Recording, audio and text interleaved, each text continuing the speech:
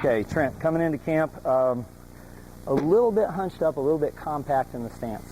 You're making yourself small in the stance. It's not what you want to do in football. We want to make you big and aggressive and opened up so you can really do what you need to do, whether you're crashing forward or snapping a football or anything else.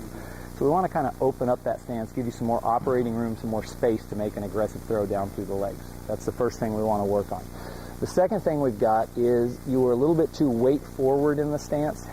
You had too much weight forward and your knees are out ahead of your toes. That's kind of the giveaway for us. If you're starting off balance, it's going to be really hard to have a controlled, leveraged, and powerful throw back in the opposite direction. So we need to get that balance sorted out, mostly by positioning the knees directly over the toes. Okay? We want to basically, with your setup, we want to take your front end, your head and shoulders, raise it a couple inches higher off the ground. Your rear end, lower it a couple inches down towards the ground by bending the knees a little bit more. And then we want to shift your weight until we get you perfectly balanced in knees over the toes. That pretty much is going to take care of every issue that we came up with on your snap setup.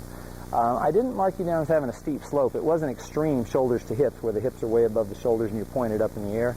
But to the greatest extent possible, we want to have that arrow point where the upper and lower body meet pointed straight at your target, because that's where the energies are going to travel and converge. That'll give us maximum velocity, and as long as it's pointed in the right direction, you're going to have good control too over where the ball goes. Does that all make sense? Okay, go ahead and set up. It is recording? Yeah, we're supposed to be. Okay. Okay. All right. So what we're going to do is we're going to do three-step stance optimization. Let's roll the ball over on target so we at least hit our target. I'm sorry, I didn't have it lined up right. First thing we're going to do is three-step stance optimization. So set up. Okay. I'm going to pull you forward.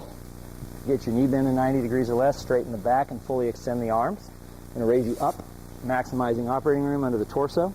Then I'm going to push you back into the hips so the heels touch the ground, knees are over the toes, you're solid on your feet. Now you're a little bigger in the stance. Does that feel comfortable?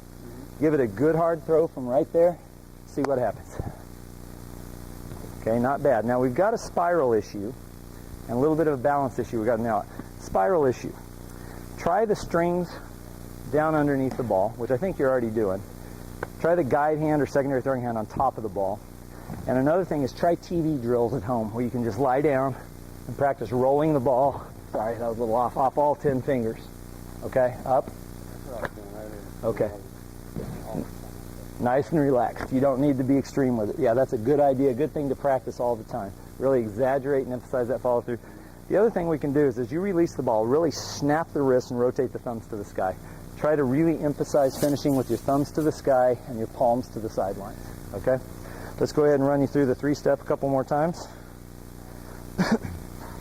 Ready? 1, 2, 3. I probably had you a little too weight forward. You fell forward at the end. Give it a good hard throw from right there. That looks really athletic. You're solid on your feet. You're starting to get the spiral. Did it feel okay? All right. Now let's show you how we got you there without me being around to help you after tomorrow. Okay? We raised your front end a little bit. And that puts you vertically further from the ball. You were able to bring it closer and still be well extended with your throwing arm. We lowered the back end a little bit to increase knee bend, and then we shifted your weight until we had the knees right over the toes for optimal balance. Throw it hard, 2 hands. Not bad at all. The last thing I'm going to leave you with is I think you can get a lot more out of your left hand. You're passively putting that hand on the ball. I want you to spread the fingers, get a solid grip, throw with 2 hands, snap both thumbs to the sky. And if you can do that, which you did on the snap previous to that because we were talking about it, the more you can get out of that hand, the better off you're going to be in terms of tight spiral as well as control and power, okay? Last time. Raise the front, lower the back, and get you balanced. Okay, now see how that hand's barely touching the ball? Relax it onto there. You got a fingertip grip, throw it hard with 2 hands, rotate thumbs. See the difference? A lot of power coming to bear there. You're well on your way to being awesome with that if you just keep working at it. You have any questions? Okay. Be aggressive.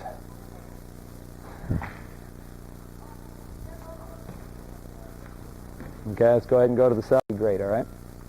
Okay. Coming along. Okay, a little off balance there.